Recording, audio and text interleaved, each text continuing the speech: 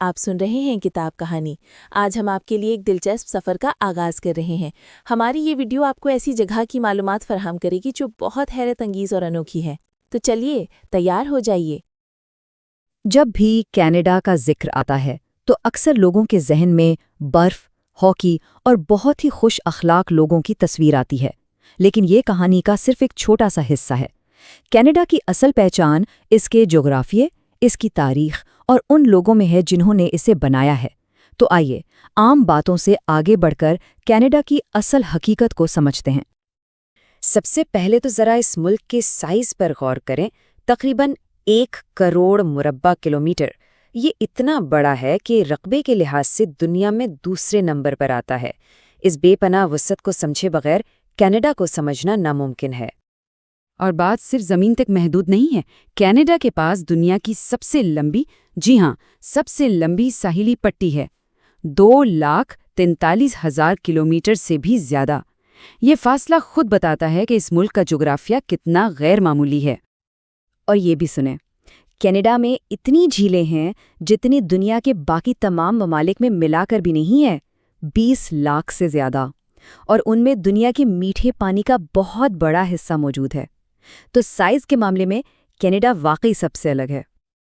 تو یہ بڑے بڑے نمبر صرف دلچسپ حقائق نہیں ہیں، بلکہ یہی وہ بنیاد ہے جس پر کینیڈا کی پوری کہانی کھڑی ہے۔ یہ وسیع، خوبصورت لیکن ساتھ ہی ساتھ بہت مشکل جغرافیہ ہی وہ سٹیج ہے جس پر کینیڈا کی تقدیر لکھی گئی۔ اور اسی جغرافیہ کی سب سے حیران کن بات یہ ہے، دیکھیں، یہ دنیا کا دوسرا سب سے بڑا ملک ہے، لیکن اس کی 80% سے زیادہ آبادی امریکہ کے ساتھ لگی ایک بہت ہی تنگ پٹی میں رہتی ہے۔ یعنی ملک کا زیادہ تر حصہ تقریباً غیر آباد ہے، صرف قدرت کے حوالے ہے۔ تو سوال یہ پیدا ہوتا ہے کہ اتنی بڑی اور زیادہ تر خالی سرزمین پر ایک قوم بنی کیسے؟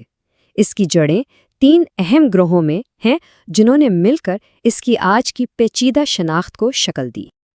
دیکھیں، سب سے پہلے تو یہاں کے اصل باشندے تھے انڈیجنس پیپلز، جو ہزاروں سالوں سے یہاں آباد تھے۔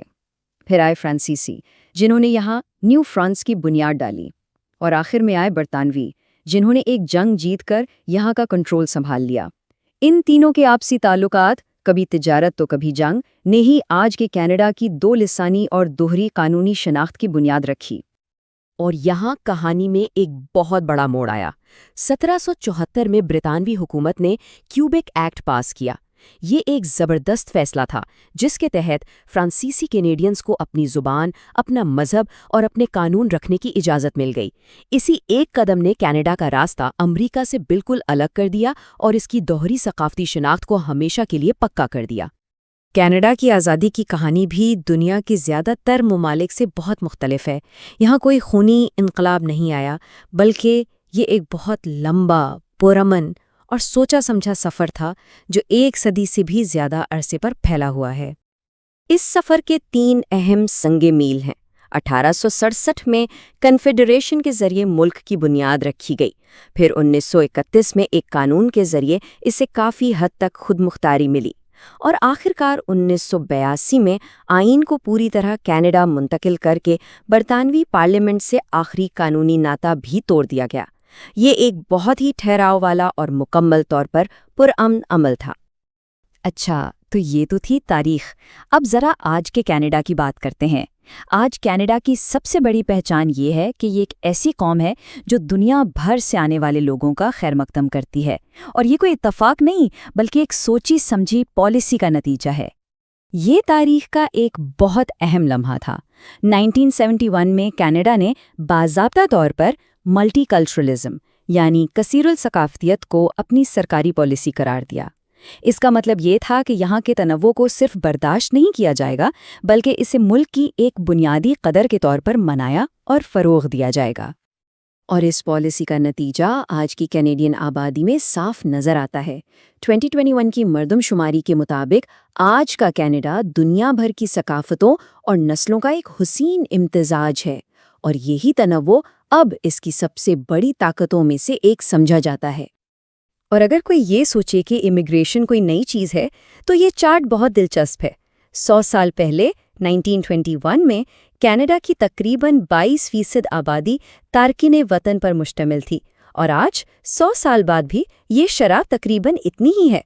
इससे पता चलता है कि बाहर से आकर यहाँ बसना हमेशा से कनाडा की तामीर का एक अहम हिस्सा रहा है।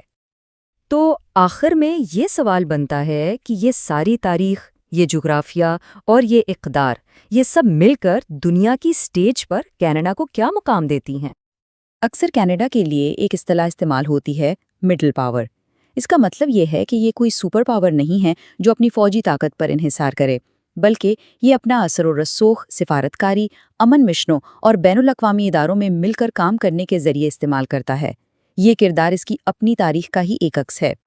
तो अगर हम सारी बात का खुलासा करें तो कनाडा की जदीद शिनाख्त इन चंद स्तूनों पर खड़ी है।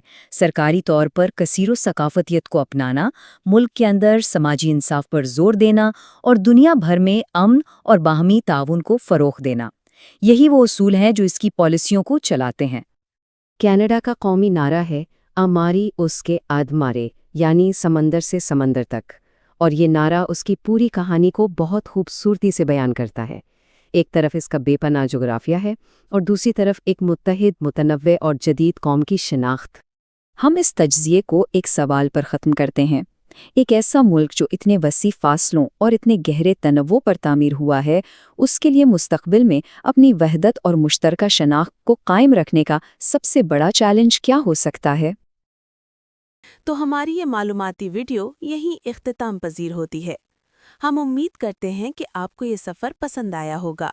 जो बातें हमने आपको बताई हैं, अगर वो आपके लिए नई थीं तो कमेंट्स में ज़रूर बताइएगा।